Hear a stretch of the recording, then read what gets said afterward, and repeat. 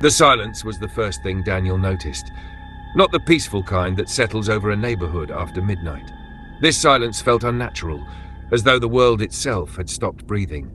No insects, no barking dogs, no distant traffic. Even the wind had vanished. He glanced at his phone. 3:17 a.m. The battery icon was full. Then the screen went black. Daniel frowned, tapping the display. Nothing. With a sigh, he shoved the phone into his pocket and continued walking toward the 24-hour convenience store at the end of his street. He couldn't sleep, and he hoped a snack would calm his restless mind. Every house around him was dark. Every porch light was off. Every curtain was drawn. The neighborhood looked abandoned. A strange metallic smell drifted through the air. Then he heard it. 3 slow knocks. Knock, knock, knock. The sound echoed across the empty streets. It wasn't coming from any particular house. It seemed to come from everywhere at once. Daniel stopped walking. The sound disappeared as suddenly as it had begun. He laughed under his breath, trying to convince himself it had been nothing more than someone fooling around. But his heartbeat had already begun to race. The convenience store stood ahead. Its glowing sign was dark. The front doors hung wide open. Daniel stepped inside. The lights were out. Shelves remained fully stocked, but shopping baskets lay scattered across the floor as if customers had dropped everything and fled. The refrigerators no longer hummed. The security cameras hung motionless. "Hello," Daniel called. His voice echoed far longer than it should have. No answer. Then, knock, knock, knock. This time the sound came from the storage room behind the checkout counter. Every instinct told him to leave. Instead, curiosity pulled him closer. The storage room door stood slightly open. Daniel pushed it wider. Darkness greeted him. Rows of boxes stretched toward the back wall. Nothing moved. He stepped inside. The door slammed shut behind him. Daniel spun around. The handle refused to turn. His breathing quickened. He pounded against the metal door. Nothing. Then a whisper drifted through the darkness. "Don't look behind you." The voice sounded ancient, barely louder than a breath. Daniel froze. "Whatever happens?" The whisper continued. "Don't turn around." He squeezed his eyes shut. Every horror movie he'd ever seen flashed through his mind. Ignore the voice. Open the door. Run. Instead, he slowly turned. At first he saw only stacked cardboard boxes. Then one of them blinked. Daniel stumbled backward. It wasn't a box. It was a pale human face pressed perfectly still between the shelves. Its skin looked stretched tight over sharp bones. Its eyes were impossibly large. Its mouth never moved. It simply stared. Daniel blinked. The face was gone. Only boxes remained. The storage room door creaked open by itself. Daniel ran. He didn't stop until he reached his house. The front door stood open. He knew he'd locked it before leaving. Every light inside blazed. The television hissed with white static. Kitchen drawers had been pulled open. Family photographs covered the floor. Daniel picked one up. It showed his family standing together during a vacation years ago. Everyone smiled. Except his own face had been scratched away. He grabbed another picture. Same thing, another, again. Every photograph in the house had been altered. Only Daniel had been erased. His phone buzzed, the screen worked again. Unknown number, one message, "We found you." Another message appeared almost instantly, "Don't go upstairs." Daniel slowly lifted his head. A floorboard creaked above him. Someone was walking across the second floor. Slow, heavy, purposeful. He backed toward the front door. Another notification appeared. Too late. The footsteps stopped. Silence returned.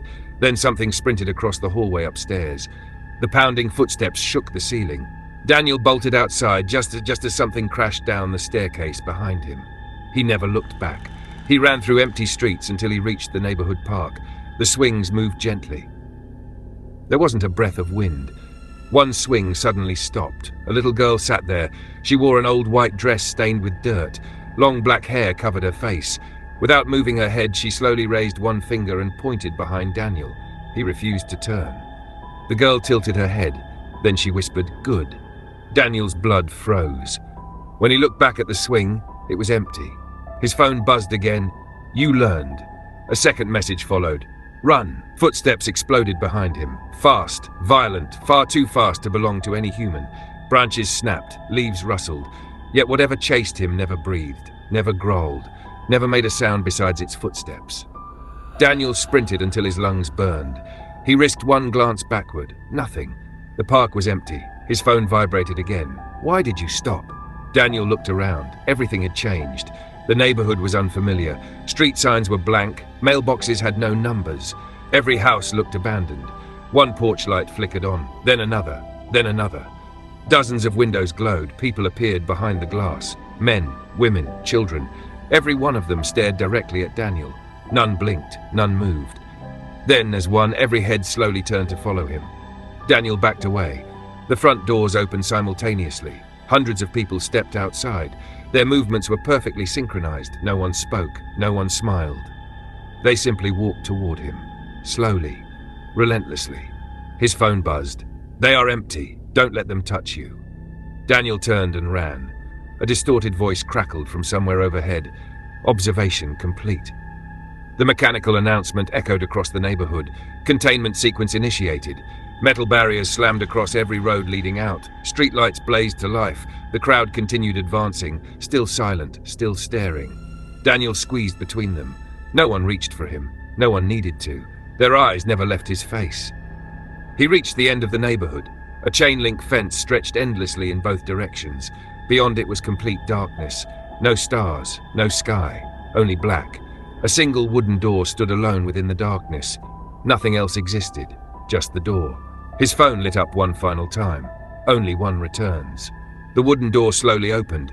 Inside was his bedroom. Morning sunlight streamed through the window. His alarm clock read 7 a.m. Birds chirped outside.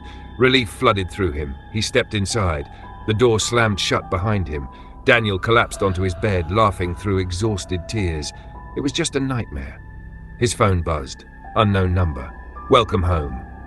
Confused, he opened his camera. The front-facing lens activated. The screen showed his bedroom and someone standing behind him. The pale face from the storage room stared into the camera. Its eyes were impossibly wide. Its smile stretched far beyond the limits of a human mouth. Daniel spun around. The room was empty. He slowly looked back at the screen. The figure was gone. His breathing steadied. He placed the phone on the nightstand. A soft knocking echoed through the room. Knock, knock, knock. The sound came from inside his bedroom closet. The door slowly drifted open. Darkness spilled into the room like thick smoke. A pale hand reached out. Its fingers bent in too many places. Another hand followed. Then the face appeared. The same impossible smile, the same lifeless eyes. It didn't step into the room. It simply waited, watching, patient. His phone illuminated one final time. The last message read, "You were never escaping it. Every door you opened was another step toward bringing it home."